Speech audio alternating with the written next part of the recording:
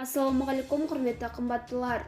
Ең соңғы жаңалықтарды алғашқылардың қатарында білгіңіз келсе, бейне астындағы лайк және подписаться таңбаларын басып, біздің арнамызға жазылуды ұмытпаңыз. Лайк басқан қолдарыңыз Кабатулланың хабарғаларын ұстасын. Маңғыстауда синтетикалық есірткі тарату бойынша 60 телеграм арнасының жұмысына тосқауыл қойылып, 4 есірткі зертханасының қызметі тоқтатылды.